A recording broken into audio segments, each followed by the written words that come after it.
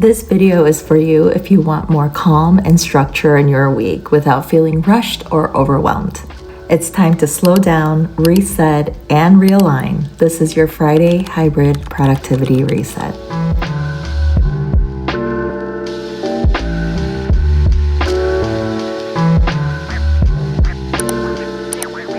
If you're new here, welcome to Hellenistique, where we blend mindset, motivation, and hybrid productivity to help you live intentionally, one small step at a time. Remember, Q4's theme is gratitude and vision, so let's keep that in mind as you follow along in the series every single Friday. Weekly Reset can give you the core benefit of helping you transition from feeling mentally cluttered, emotionally drained, and disorganized at the end of the week to achieving clarity, calm, and realignment. A weekly reset addresses the following. Mental clarity. It closes all the open tabs in your mind so you can actually rest and start fresh. Emotional closure. Gives you a sense of completion and a control instead of feeling like you just survived another week. Organized systems. Syncs your planners, notes, and tasks so next week doesn't start heavy. Intentional direction helps you identify what actually matters and focus on move the needle tasks rather than just staying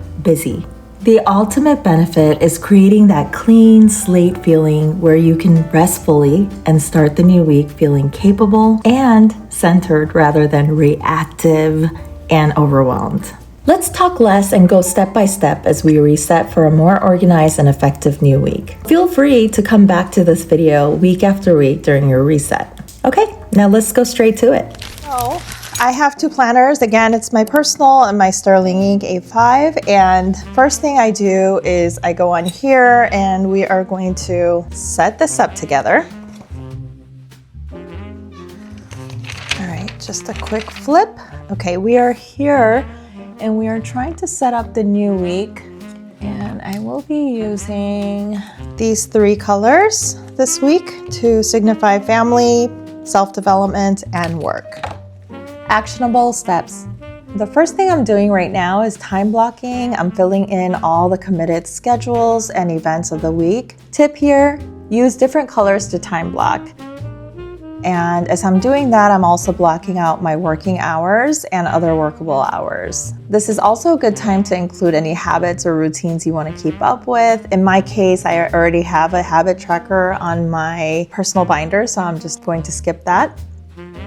During this reset process, it's easy for me to see at a glance what hours I have available upon finishing this time block section here, so that while I'm brainstorming and separating the various hats I wear throughout the week, I get to see how much time I can spend on different sections or different hats. Basically, what I'm doing here is dumping onto paper everything on my mind, from tasks to project ideas, etc., into its own hat category. I call it different hat because these are all the different sections of my life. I like to look at it in sections so I'm not overwhelmed. A lot of the times it's easy for me to be focused on one area, which is like typically work for me, and not the other. And sometimes there are weeks gone by where I couldn't really get to my work projects. I was so focused on doing like home related, personal related things. So I like to separate it this way so that I am really hitting up every single section of my life. And whatever I don't have here, I pick it up from the Notion. Then I circle non-negotiable move the needle tasks. This is so important because I will be putting these down in my actual planner for the week. Because remember, I'm only using the Sterling Ink weekly for the purpose of reset. I am working with my personal planner during the week. Tip here is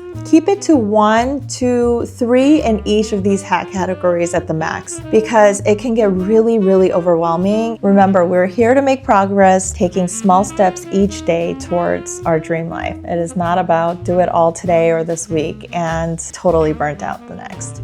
Now, when it comes to daily planning, your goal is to pick up 1 to 3 maximum non-negotiable move the needle tasks already put into your weekly, and then add any other to-dos. Try to keep it minimal using the Eisenhower matrix or any other method that really works for you. In my case, it's the Eisenhower matrix because I get to choose the urgent and the important task first, then the urgent but not important task second, since this is still considered fire task, and lastly, the non-urgent but important tasks. And if there are any non-urgent, not important tasks that still gives you joy, get to them as you can. Any other non-urgent and not important tasks remain on your list. Try to delegate those, asking for help from those around you or leave them for another week. Oh, and feel free to delete them if they are getting pushed out in this box of the matrix week after week. I had plenty of tasks that just stays in this box. Sometimes I get to them, but most of the times I am actually just deleting it all the way.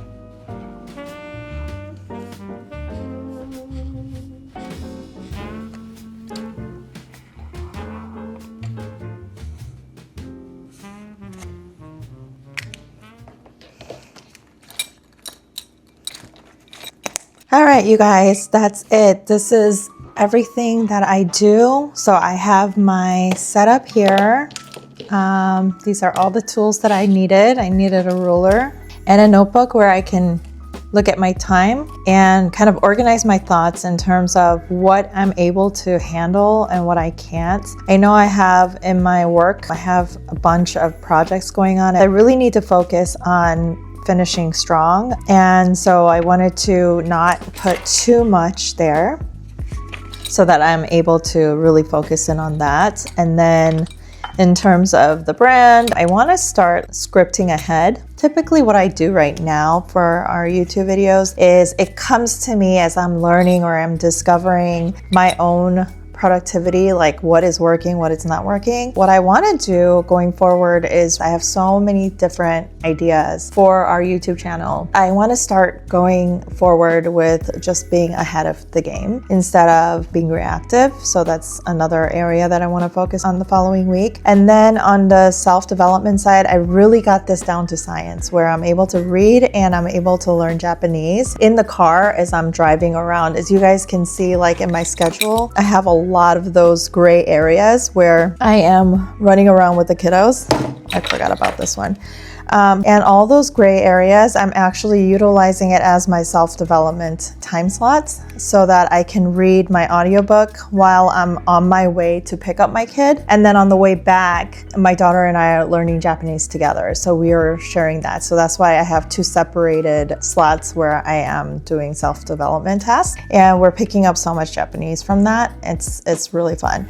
I've even started a Japanese learning, like it just literally just started. This was like something that I just started writing off the cuff, like some phrases that I'm learning that just like came to mind and I wrote it down, but we learned so many other phrases just doing this in the car. If you guys are wanting to learn a language, like this is such a great way. There's so many free videos on YouTube. If you want to learn German, Spanish, Korean, there's so many channels that are teaching languages on YouTube. So just pop on different ones as you go to one way to pick up your kids. When I'm driving by myself, I'm listening to an audiobook. Hey, it's the same time that I'd be listening to music anyway, or a podcast. So I'd rather use that time to read a book that I really wanted to read. Learning to utilize my time very efficiently these days, and it's so great. I feel so good about it. Just because I have these like top priority move the needle tasks in here doesn't mean that I don't do any other tasks, you guys. That is not true. I have so many other tasks that I work on a daily basis for work and then also for the home. If I got nothing else done this whole next week, this is what needs to be done and I'm moving forward. I am so ever focused. As you know, I am brainstorming here. I'm really thinking things through before I jot them down here. And I'm looking at my time slots as I plan this out. So this is all kind of strategically done. The more you practice this method, it gets easier and easier. This is kind of like my contract for the week. Now, let's finish off. Your week is now ready. Something worth noting as you start off each day following the reset. Remember to check in with the schedule of the day first thing, then write the non-negotiable move the needle tasks, then the other tasks. Have a notebook or a page or notes fully dedicated to messily write notes as you tackle one task at a time. Using a timer also works best to help you stay laser focused during the allotted time you give yourself. There is such an importance to daily journaling before you start working. It helps you to set your mindset for the day by journaling for a few minutes before you start your task. It'll help you stay rooted in what you set out to do and actually get the things done without feeling rushed or overwhelmed. Journal it all out first, then get to work. This has been key to my successful days in the recent months. I hope this video helped you get motivated for the new week ahead, and more than anything, give you a structure of weekly reset to get you energized for a new week that will get you closer to living your dream life. If this inspired you, don't forget to like, subscribe, and join me for Coffee Time Monday or the next hybrid productivity reset on Friday. Remember, your small steps matter.